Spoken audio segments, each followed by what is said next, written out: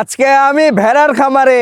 ইউটিউবে অনেক ভিডিও দেখছিলাম যে বাইরের কান্ট্রির অনেকে হেলিকে ভেড়া হেলিকে কন্ট্রোল করে এই জার্মান শেপার্ড কুকুর দিয়ে। মানে শস্য ক্ষেতের আইলে যেটা ধানের ক্ষেতের আইলে তাকে যে তেলিক বসায় রাখে, তো ও হেলিকে ওই আইল সোজাসুজি কোনো ভেড়াকে এই শস্য খেতে দেবে না। তো আল্লাহ তাআলা বেশিরভাগ নবী রাসূলদের দিয়ে হেলিকে ভেড়া পালন করে নিছে। হ্যাঁ, তখন আমি সিলেক্ট করলাম এর ভেতরে কিছু না কিছু আছে যে ভেড়া থেকে আমি আমি আমি নিজেও ঠেকেছি।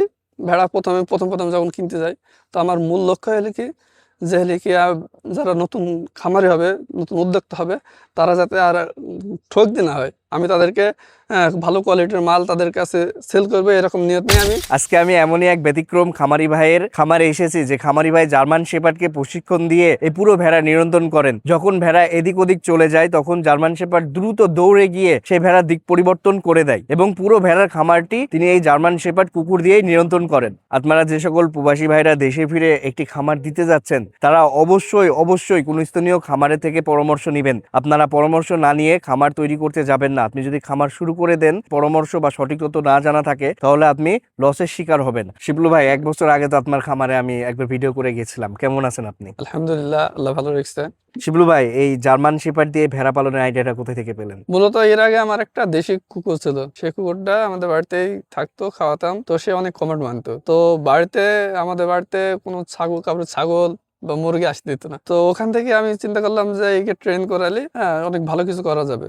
তো আমি আবার ইউটিউবে অনেক ভিডিও দেখছিলাম যে বাইরের কান্ট্রির অনেকে হেলিকে ভেড়া হেলিকে কন্ট্রোল করে এই জার্মান শেপার্ড কুকুর দিয়ে। তো আমার একজন পরিচিত খামারি ছিল যারা জার্মান শেপার্ড পোষে, তো তাদের সাথে আমার সম্পর্ক ভালো ছিল। তো তাদের কাছ থেকে আমি একটা বাচ্চা নিয়েছিলাম, ওখান থেকে ট্রেন করেছি। আলহামদুলিল্লাহ, এখন অনেক ভালোই হেলিকে ভেড়া চড়াতে পারে। একে ট্রেনিং করালেন কিভাবে? ট্রেনিং করাতে বলতে এমনি ভেড়ার প্রতি এর একটা আলাদা আকর্ষণ আছে। ভেড়া যদি চলে যায় তার দিকে যায়, তো আমি হলে কি ওকে ট্রেন করাই। ও যখন কোনো ভালো কাজ করে ভেড়া ঘোরায়, তখন ওকে আমি ট্রিট হিসাবে কোনো খাবার দিই। তো ও আনন্দিত হয়ে পরবর্তীতে ও আবার হলে কি উৎসাহিত হয়ে আবার যায়। ভেড়াকে কামড় টামড় দেয় না তো? না, প্রথম একটু ভেড়া বেশি ভয় পাইতো, আর ও একটু মানে বুঝতে পারতো না, যেহেতু তো মানুষ না পশু, একটু তাড়াহুড়া বেশি করায় ভেড়া অনেক ভয় পাতো। তো এখন ও হলে কি অনেক অনেক কিছু শিখে গেছে, ওকে ট্রেন করানোর দ্বারা অনেক কিছু নিয়ন্ত্রণে করে ফেলছে, মানে ওর অভ্যাসে পরিণত হয়ে গেছে।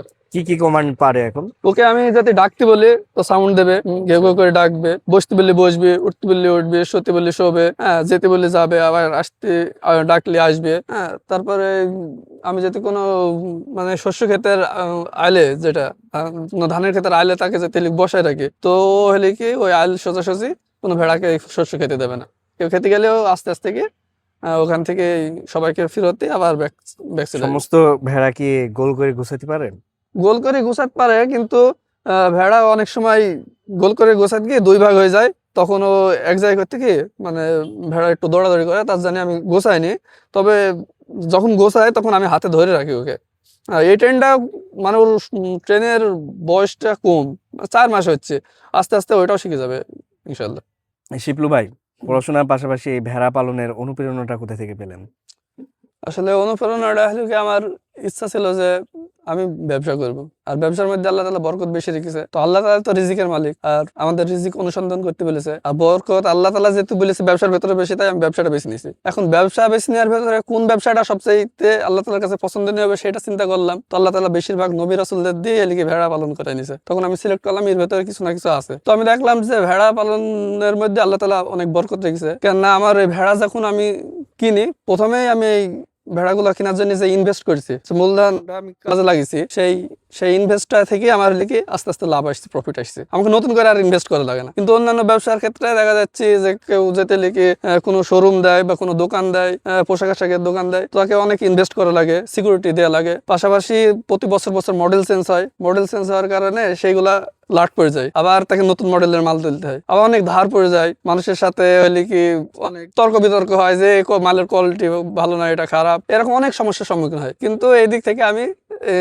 তাই বেছে নিলাম যে ভেড়া পালন করবো। তো ভেড়া পালন করলে এগুলা থেকে মানুষের সাথে সম্পর্ক নষ্ট হবে না, মানুষকে ঠকানো যাবে না। ভেড়াতেও ঠকায় অনেকে, কিন্তু আমি চাই যে হেলিকি যে ভেড়া থেকে আমি আমি আমি নিজেও ঠেকেছি। ভেড়া প্রথম যখন কিনতে যাই, তো আমার মূল লক্ষ্য হেলিকি যে হেলিকি যারা নতুন খামারি হবে, নতুন উদ্যোক্তা হবে, তারা যাতে আর ঠকতে না হয়। আমি তাদেরকে ভালো কোয়ালিটির মাল তাদের কাছে সেল করবে, এরকম নিয়ত নিয়ে আমি ভেড়ার খামারটা করার চিন্তা ভাবনা নিয়েছি। কারণ আপনি প্রথমে কতটা ভেড়া দিয়ে শুরু করছিলেন? আমার প্রথমত শুরু শুরু হয়েছিল 10টা মতো ধাড়ি ছিল, 3টা বাচ্চা ছিল আর একটা মেড়া ছিল, এই দিয়ে আমার শুরু হয়েছে। পরবর্তীতে আমি লিখি যেগুলা মানে পছন্দনীয়, মানে বিভিন্ন খামারে ঘুরে ঘুরে যেগুলো আমার কাছে পছন্দ মনে হয়, তো একটা দুটা করে আমি ওর ভেতরে ঢোকাই, যেগুলো ভালো মানের ভালো কোয়ালিটির এরকম জেনে শুনে তারপরে আমি আমার পালার মধ্যে সেগুলোকে যোগ করি। এবং এই আপনার সর্বমোট কতটা ভেড়া আছে? এখন বর্তমানে 80+ ভেড়া আছে, 80-82টা বার্ষিক কত টাকা আয় হয় আপনার 80টা ভেড়া থেকে? এখন আমার যে বেজ আছে এই বেজের উপর ভিত্তি করে এখন প্রায় 4 লাখ 4.5 লাখ টাকা